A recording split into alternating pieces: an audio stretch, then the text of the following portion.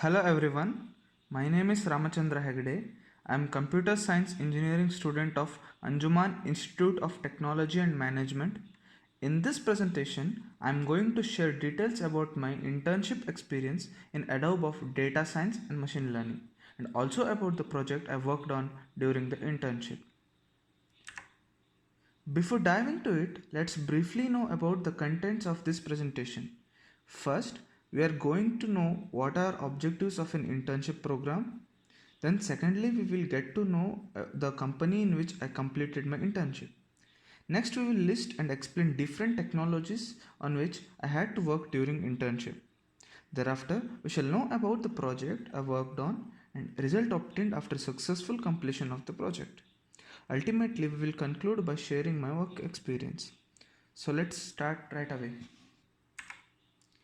The first thing we are going through is the objectives of internship program. An internship is a service learning educational experience. A student intern provides service to the industrial host organization. In providing this service, students learn about their major field of academic interest.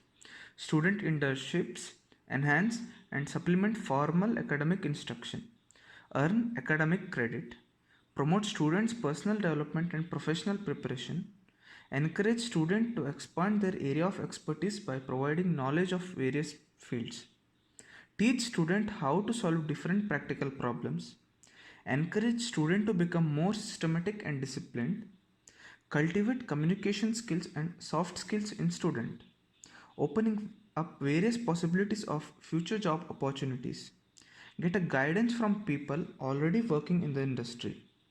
As internship is a gateway for one's future career, the aim should be to gather knowledge from all directions in professional surroundings.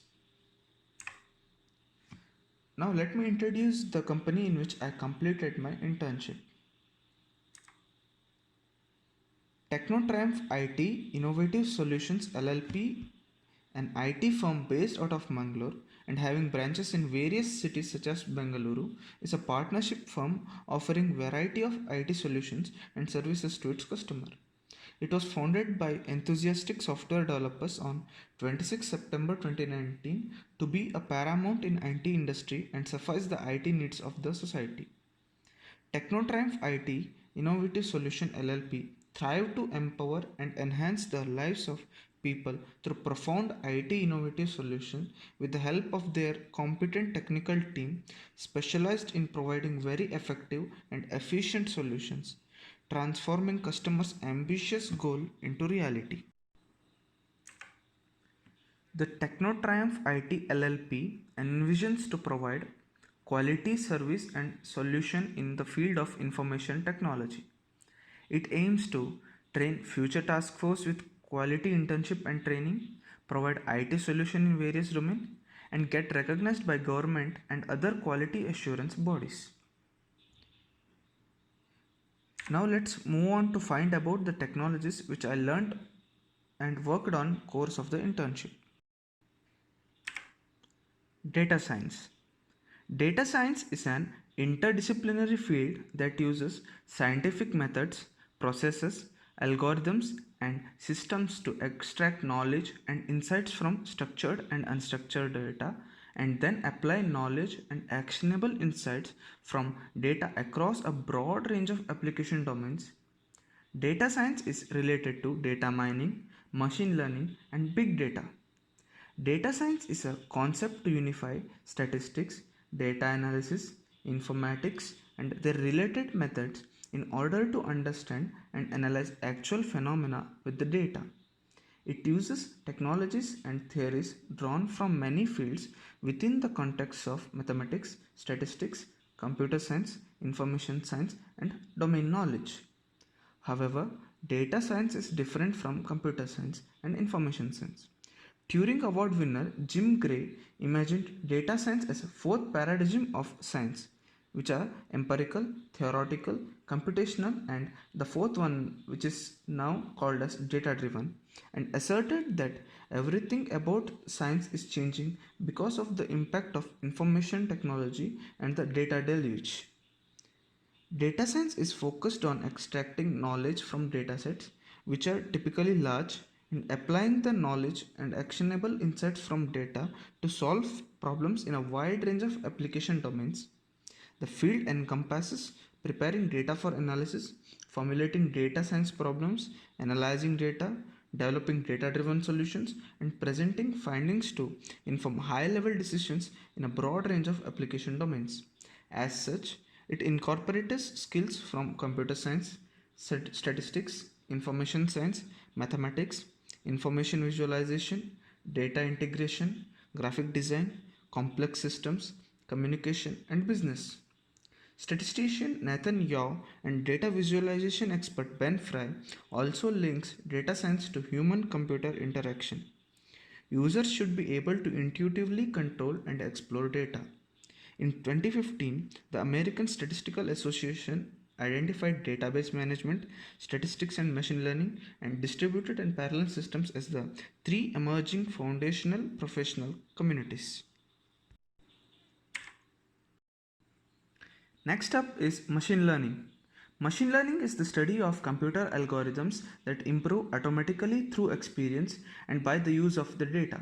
It is seen as a part of artificial intelligence.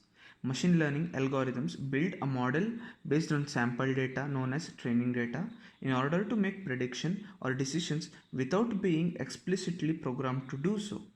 Machine learning algorithms are used in wide variety of applications such as medicine, email filtering, speech recognition, and computer vision, where it is difficult or unfeasible to develop conventional algorithms to perform the needed tasks. A subset of machine learning is closely related to computational statistics, which focuses on making predictions using computers. But not all machine learning is statistical learning. The study of mathematical optimization delivers methods, theory, and application domains to the field of machine learning. Data mining is a related field of study focusing on exploratory data analysis through unsupervised learning. In its application across business problems, machine learning is also referred to as predictive analytics. Machine learning involves computers discovering how they can perform tasks without being explicitly programmed to do so. It involves computers learning from data provided so that they can carry out certain tasks. For simple tasks assigned to computers, it is possible to program algorithms, tell the machine how to execute all steps required to solve the problem at hand. On the computer's part, no learning is needed. For more advanced tasks, it can be challenging for a human to manually create the needed algorithm. In practice, it can turn out to be more effective to help the machine develop its own algorithm rather than having human programmers specify every needed step. Moving on to the next, we have Jupyter Notebook. The Jupyter Notebook is an open source web application that allows you to create and share documents that contains live code, equations, visualizations, and narrative text. Uses include data cleaning and transformation, numerical simulation, statistical modeling, data visualization, machine learning, and much more. It is an interactive computational environment in which you can combine code execution, rich text, mathematics, plots, and rich media. Now we have Python. Python is an interpreted high-level general purpose programming language.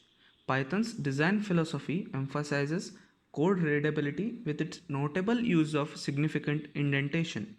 Its language constructs as well as its object-oriented approach aim to help programmers write clear, logical code for small and large-scale projects. Python is dynamically typed and garbage collected. It supports multiple programming paradigms, including structured, particularly procedural, object oriented, and functional programming.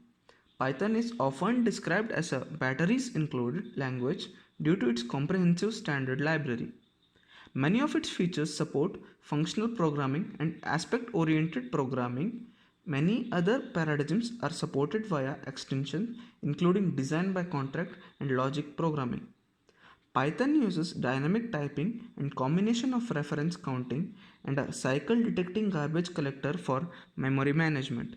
It also features dynamic name resolution, which binds method and variable names during program execution.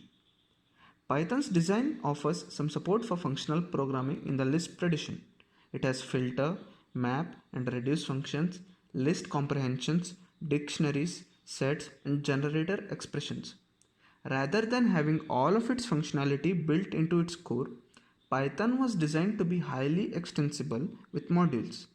This compact modularity has made it particularly popular as a means of adding programmable interface to existing applications. On to the last technology, we have Flask framework. Flask is a micro web framework written in Python. It is classified as a micro framework because it does not require particular tools or libraries. It has no database abstraction layer, form validation, or any other components where pre-existing third-party libraries provide common functions. However, Flask supports extensions that can add application features as if they were implemented in the Flask itself.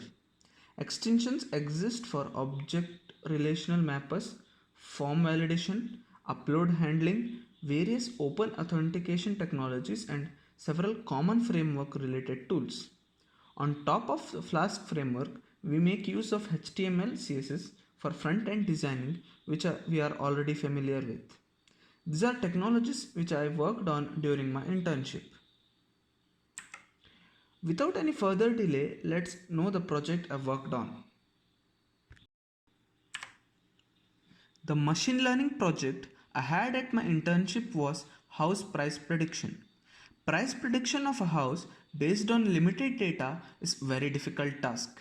House prices in different areas depend on various factors such as median age of the house, number of households, population in that block, number of rooms in the house, and location where it is present, and also sometimes proximity from the sea.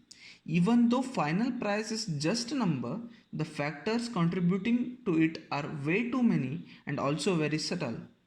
Each house prices can differ from one another even though they are similar and also in close proximity. So it is very important to take into consideration most of the available data and then train the algorithm for maximum accuracy and precision. The dataset used here was from house prices dataset of California City.